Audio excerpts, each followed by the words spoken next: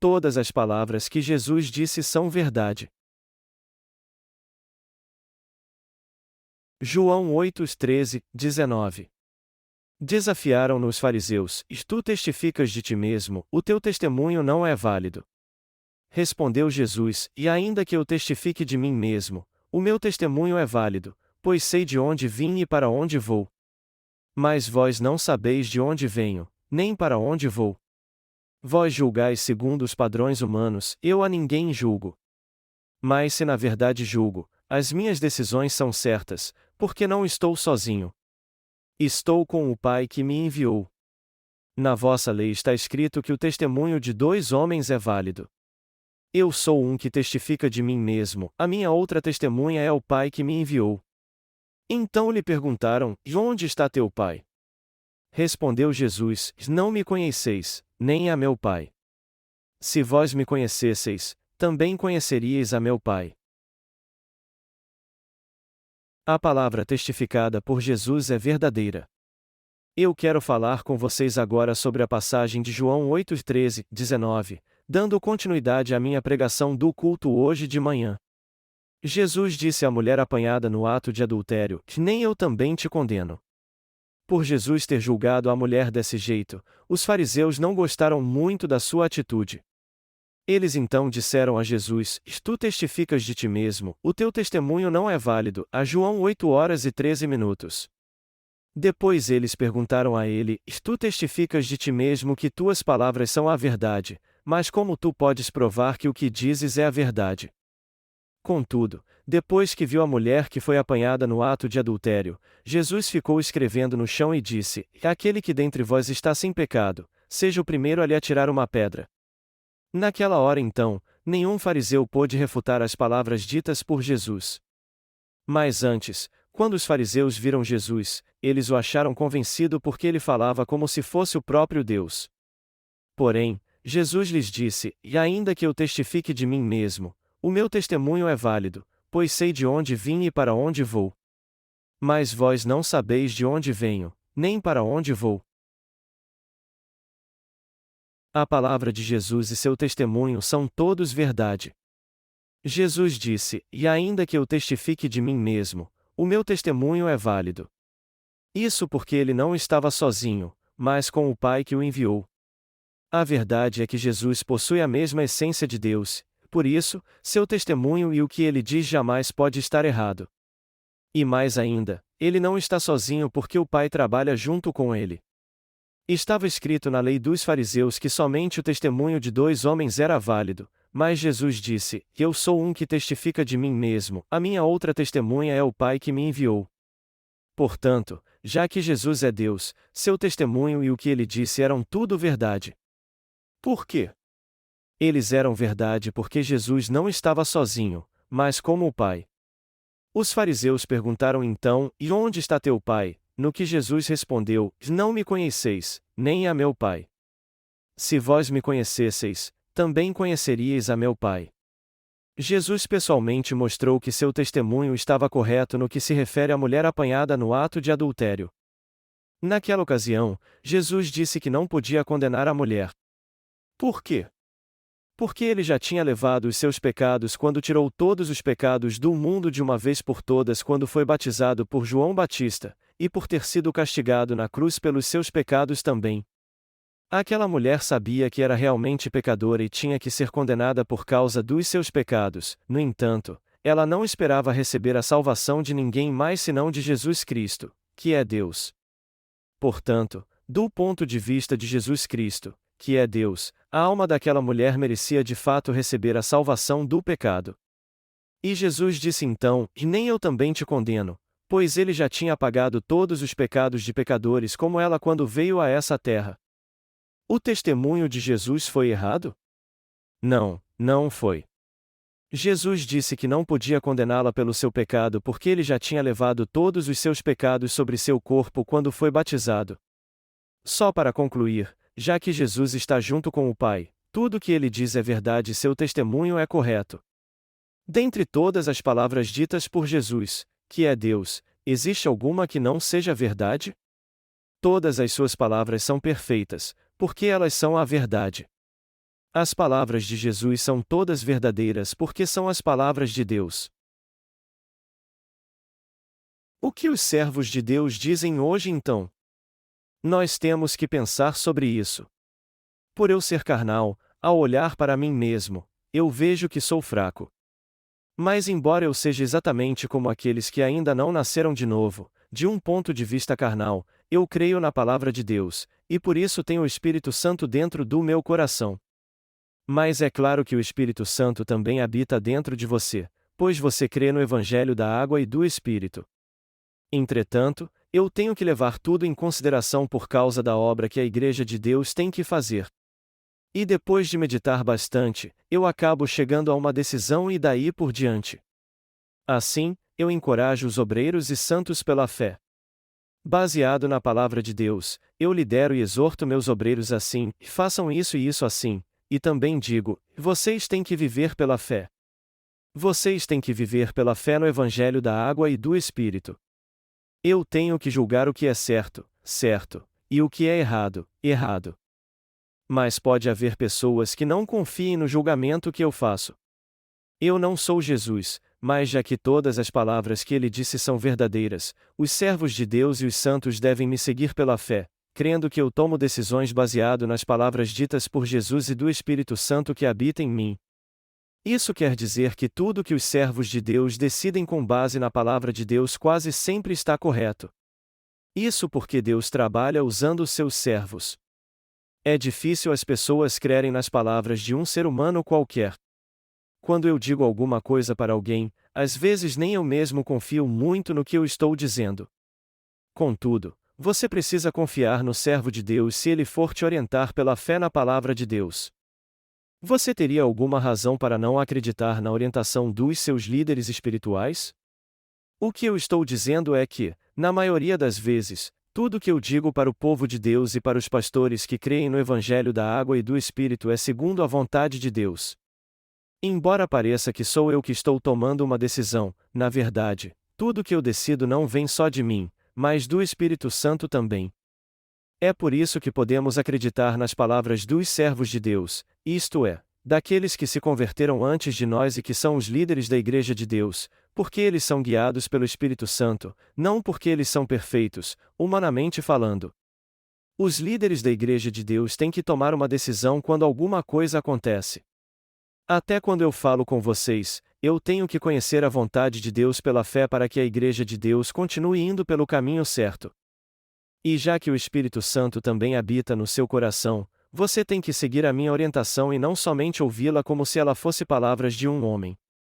Você tem que fazer isso porque o Espírito Santo habita no seu coração e porque os servos de Deus não estão procurando realizar seus desejos carnais.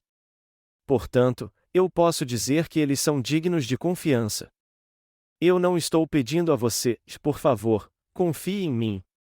Eu não estou dizendo que eu estou certo, ao contrário, eu estou dizendo que você deve confiar em mim porque a palavra de Deus que eu prego é a verdade. Eu preparo minhas pregações pegando um versículo aqui e outro ali para confirmar minha linha de raciocínio. Até porque se eu fizer isso, sua mente vai ficar presa a estes versículos.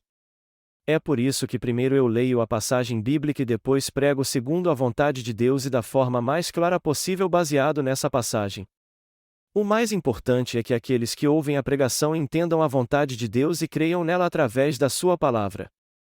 Se uma pessoa crê na palavra de Deus, não há razão para ela não crer na palavra que alguém está pregando de maneira bem fácil para que ela entenda. Já tem 15 anos que nós nos conhecemos. Muito tempo já se passou, mas eu tenho pregado para vocês incansavelmente todo este tempo, pois essa é a vontade de Deus. Mas eu não digo o que penso, ao contrário, eu digo sempre o que a palavra de Deus quer dizer. Quando examinamos a palavra de Deus, nós vemos que ela é a verdade. Mas tem muita gente em meio aos cristãos que não creem nela. Pode até parecer que eu estou pedindo a você para crer em mim usando a passagem bíblica deste capítulo, mas por que eu precisaria pedir a você para fazer isso? Eu não tenho motivo algum para pedir a você que creia em mim. Pedir a você que creia em mim é o mesmo que falar como os vigaristas. Eu não estou pedindo a você que creia em mim, ao contrário, eu estou dizendo a você o que Jesus disse que está correto. Por que Jesus disse que seu testemunho não era errado? Porque Deus Pai estava com ele. Já que Deus e Jesus pensaram juntos e tomaram uma decisão, como isso poderia estar errado? Mas os fariseus não sabiam que Jesus era o Filho de Deus e a encarnação da verdade, eles não sabiam quem era Jesus nem quem era seu Pai, eles não sabiam que Deus era o Pai de Jesus. Por essa razão, eles discutiram com Jesus, embora ele estivesse falando a verdade. Jamais podemos dizer que a vinda de Jesus a essa terra e a obra pela qual ele salvou o homem com o evangelho da água e do Espírito foi algo errado. Por isso, as palavras dos obreiros de Deus que creem no evangelho da água e do Espírito e fazem sua vontade são dignas de confiança.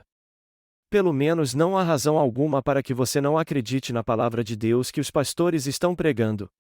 Eles são 100% dignos de confiança. Já que eu estou dizendo a você o que vai acontecer no futuro e com que tipo de fé os santos devem viver, segundo diz o livro de Apocalipse, isso é 100% digno de confiança então. Eu digo isso porque isso é a palavra de Deus, não minha. É por isso que eu digo que ela é 100% digna de confiança. Se um pastor fala a verdade de Deus, ela então é a verdade infalível. Nesses 15 anos que nos conhecermos, eu tenho pregado o Evangelho da água e do Espírito, falado o que é a verdadeira fé e como deve ser a vida dos justos nascidos de novo. E eu jamais tive que corrigir algo que disse até hoje por estar errado, nenhuma vez sequer. A palavra que eu tenho pregado a você não é algo que vem da minha mente. Ao contrário, é a palavra da verdade que Deus me fez entender através do Espírito Santo que habita em mim. Jesus é o Filho de Deus, mas ele também é o Deus que criou o universo e o nosso Salvador. Jesus nos salvou com o Evangelho da água e do Espírito. Então, por que cremos nisso? Nós não temos pecado. Aqueles que creem assim não têm mais pecado, só aqueles que não creem. Todos devem crer que foi Jesus quem criou o universo. Eu tenho falado sobre isso de uma forma bem específica até hoje. Eu também tenho falado abertamente do pecado, da justiça e do juízo que são mencionados por Jesus, a João 16:08. Jesus disse que ainda que ele testificasse de si mesmo, seu testemunho seria válido. As pessoas que não haviam nascido de novo, inclusive os fariseus, não sabiam de onde Jesus tinha vindo nem para onde ele iria. Mas nós sabemos disso. Nós sabemos que Jesus foi enviado pelo Pai a essa terra e apagou completamente nossos pecados com o Evangelho da água e do Espírito. Depois então, ele voltou para o Pai, e nós cremos nisso. Mas aqueles que não nasceram de novo não conhecem essa verdade. Aqueles que não nasceram de novo não creem no que os servos de Deus dizem. É claro que os servos de Deus ainda têm suas falhas, mas por Deus cuidar deles e realizar sua vontade através deles, o Espírito Santo lhes ensina o sentido da palavra quando eles a pregam com seus próprios lábios e dão testemunho da verdade. Já que Deus habita nos seus servos na pessoa do Espírito Santo, ele também habita no meu coração. E eu tenho a palavra de Deus em minhas mãos o tempo inteiro. Eu estudei muito teologia antes de nascer de novo, mas quando eu conheci o Evangelho da água e do Espírito, eu entendi todo tipo de engano teológico que corrompeu os cristãos e como sua fé está errada. O Senhor também me ensinou o que diz a Bíblia. Então, através do Espírito Santo, eu passei a entender o que a palavra de Deus dizia, assim como as afirmações absurdas dos cristãos que ainda não haviam nascido de novo. Através do Espírito Santo, não apenas eu, mas também todos os nascidos de novo, podem entender o que significa tudo o que está escrito na palavra da verdade. Nós temos pregado a palavra da verdade de Deus até hoje porque temos fé no Evangelho da água e do Espírito. E nós já publicamos um considerável número de livros também. Agora, todos podem ler os livros que eu escrevi em formato eletrônico na nossa página na internet. Um grande número de teólogos e pastores no mundo inteiro tem lido meus livros. Mas ninguém até hoje me mostrou alguma parte deles que esteja errada. Eles não podem fazer isso. Eu posso dizer com toda certeza que as palavras que eu prego são verdade porque o Espírito Santo é aquele que fala por mim. O testemunho de Jesus sobre aquela mulher foi válido porque seu testemunho sempre é correto. Não há razão alguma para que alguém não creia nas palavras de Jesus, e também não há razão para que alguém não creia nas palavras da verdade que os servos de Deus pregam hoje em dia. Aqueles que ainda não nasceram de novo não conhecem a vontade de Deus, mas aqueles que nasceram de novo a conhecem. Eu primeiro creio na palavra de Deus, e só depois, pela fé, é que eu prego. Eu creio na palavra de Deus sem duvidar, pois ela com certeza sempre se cumpre. As pessoas têm a tendência de interpretar a palavra de Deus à sua maneira e depois elas acabam alterando-a, e o pior é que elas fazem isso várias vezes. Muitos mexem com a emoção das pessoas ao falar do livro de Apocalipse. Por eles falarem tantas mentiras usando a teoria da pré-tribulação, da pós-tribulação e coisas desse tipo, eu não pude me contar e fiz várias pregações no livro de Apocalipse. Eu fiz diversas pregações dos assuntos principais do livro de Apocalipse, e neste livro de sermões sobre o Apocalipse, eu exponho a palavra de Deus cuidadosamente, explicando uma passagem após a outra, como um comentário bíblico. Por que eu fiz isso? Porque era preciso explicar as passagens bíblicas uma a uma, já que as pessoas estavam muito confusas. Foi por isso que meu livro de sermões em Apocalipse foi publicado em 2 volumes, e foi assim que eu os compartilhei com o mundo todo. A teoria da pré-tribulação é verdadeira? A teoria da pré-tribulação não é verdadeira. A maioria dos cristãos diz que eles serão levados para o céu antes da tribulação, mas isso não é verdade. É um engano, uma grande mentira. A Bíblia diz que os santos nascidos de novo irão sofrer nos dias da tribulação junto com os pecadores, passarão pelas mesmas lutas e serão perseguidos nessa terra. A única diferença é que os santos que creem no Evangelho da Água e do Espírito suportarão a tribulação e não trairão sua fé, pois eles têm o Espírito Santo em seu coração e terão forças para aguentar as provações que vêm do Senhor. Os justos não irão para o céu antes de passar pela tribulação porque eles nasceram de novo. No entanto, há um texto que diz que Deus guardará na hora da tribulação aqueles que guardarem sua palavra de perseverança, Apocalipse 3:10. O Senhor provavelmente levará aqueles que guardarem sua fé antes da fase mais terrível da tribulação. Mas a verdade é que a teoria da pré-tribulação que muitos defendem é falsa. A teoria da pré-tribulação defendida primeiramente pela teologia americana é falsa e não tem nenhuma base bíblica. No prefácio do meu livro sobre o Apocalipse, eu escrevo com todo carinho: a maioria dos cristãos no mundo todo crê na teoria da pré-tribulação criada pelo Dr. Fulano de Tal nos Estados Unidos, mas isso é algo totalmente falso. Mas o que a Bíblia diz a respeito? Eu quero dizer o que o livro de Apocalipse diz realmente. O arrebatamento não acontecerá antes da tribulação. Em certo momento no meio da tribulação, antes do fim deste mundo, o Senhor voltará a essa terra e nos levará. E sobre os que ficarem aqui, ele fará com que venham grandes catástrofes derramando sua ira das 7 taças. Depois disso, terá início o reino milenial e todos os justos viverão aqui como reis por 1000 anos.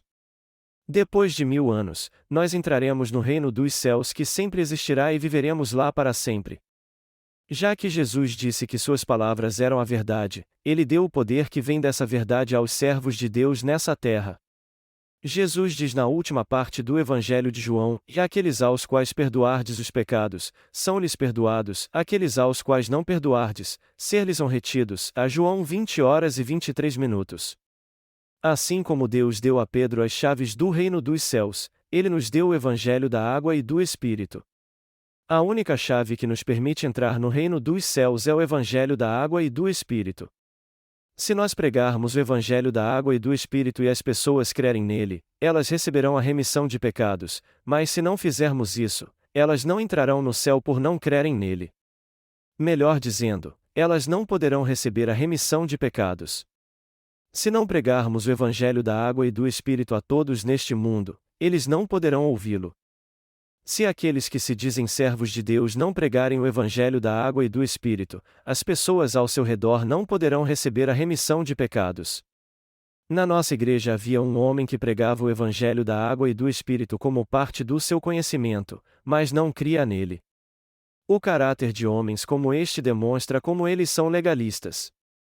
Eles tratam os fracos como tiranos, mas se tornam servos dos mais fortes. E quando percebem que não tem mais poder na Igreja de Deus, eles não têm outra escolha senão deixá-la. Entretanto, o que eu falo é o que a Bíblia diz realmente. E por eu ensiná-los baseado na palavra da verdade que eu criei primeiro, vocês não têm motivo algum para não crer no que eu digo. Vocês têm que entender como o mundo irá mudar com os meus ensinamentos. Se eu não soubesse de tudo isso, como eu poderia ser um profeta ou ser chamado de servo de Deus? Quando eu converso com alguém, de certa forma eu posso ver como será sua vida no futuro. Eu não sou um vidente, mas, por ser um servo de Deus, quando eu encontro alguém e converso com ele, eu posso dizer se ele receberá as bênçãos de Deus ou não. Todo aquele que é guiado pela Igreja de Deus receberá dele abundantes bênçãos. Só de conversar com uma pessoa eu posso saber muito bem qual é sua fé.